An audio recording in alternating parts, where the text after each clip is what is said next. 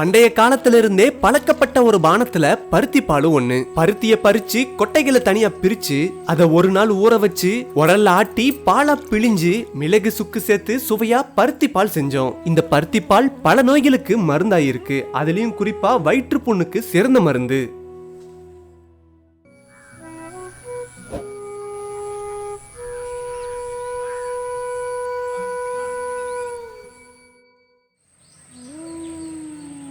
பருத்தி பால் செய்யறதுக்காக பருத்திகளை பறிச்சு பருத்தி கொட்டைகளை தனியா பிரிச்சு எடுத்துடலாம்.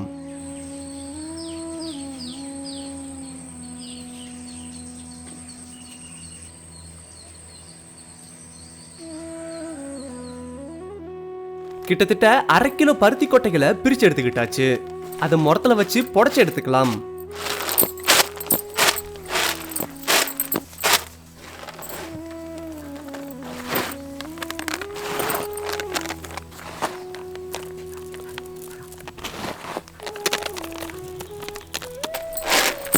பருத்தி கொட்டைகளை புடைச்சு சுத்தம் பண்ணிக்கிட்டாச்சு.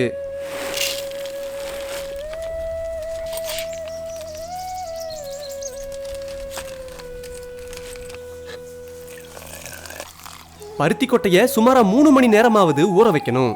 பருத்தி கொட்டைகள் நல்லா ஊறினா மட்டும்தான் ஆட்டுறதுக்கு சுலபமா இருக்கும். பருத்தி கொட்டையிலிருந்து பாலையும் தனியா பிரிச்சு எடுக்க முடியும்.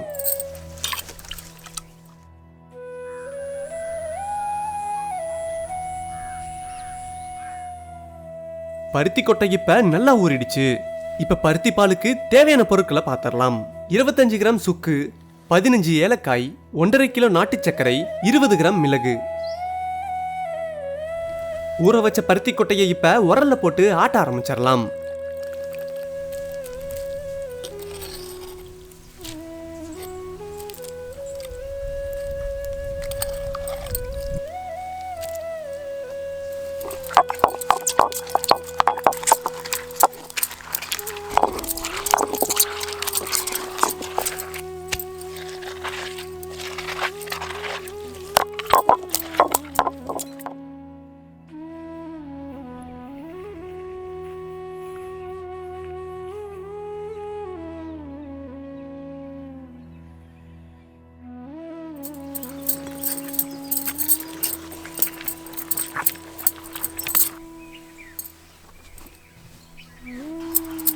பருத்தி கொட்டைகளை நல்லா ஆட்டிக்கிட்டாச்சு. பருத்தி கொட்டையில இருக்க பாலை தனியா இப்ப பிழிஞ்சு எடுத்துடலாம்.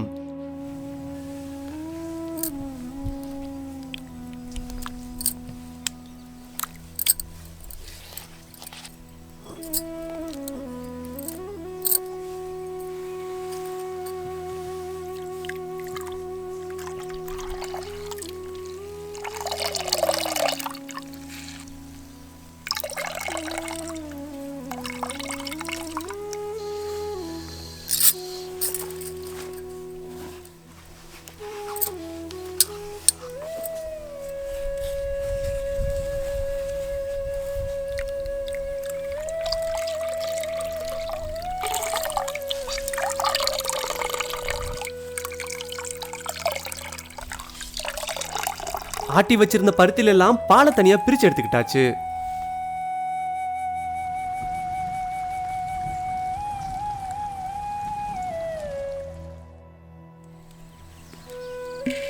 இப்ப பிழிஞ்சு வச்சிருந்த பருத்தி பாலை பானையில ஊத்தி சூடு பண்ண ஆரம்பிச்சிடலாம்.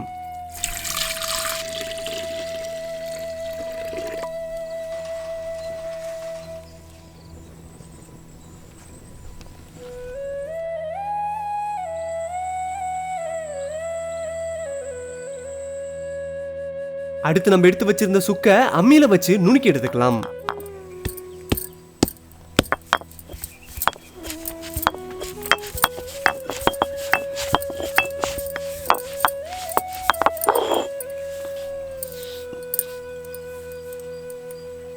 சுக்கு நல்லா நுணுக்கி எடுத்துக்கிட்டாச்சு.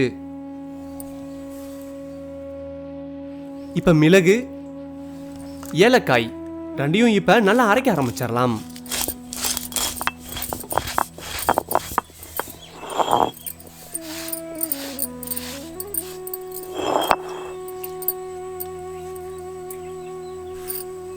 மிளகு ஏலக்காயவும் நல்லா நுணுக்கி எடுத்துக்கிட்டாச்சு.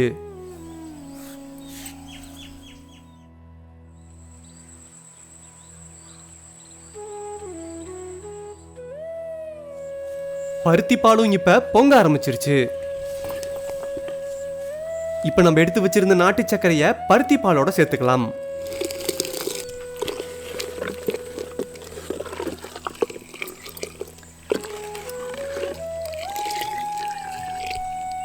இப்ப நம்ம நுணுக்கி வச்சிருந்த சுக்கு மிளகு ஏலக்காய பருத்தி பாலோட சேர்த்துக்கலாம். சிலர் இந்த பருத்தி பால்ல அரிசி மாவை கரைச்சி சேர்ப்பாங்க. பருத்தி பால்ல இருக்க பச்சை வாசம் போனதும் சாப்பிட தயாராயிடும். பருத்தி பால் இப்ப நல்லா சுண்டிருச்சு, சாப்பிடவும் தயாராயிடுச்சு.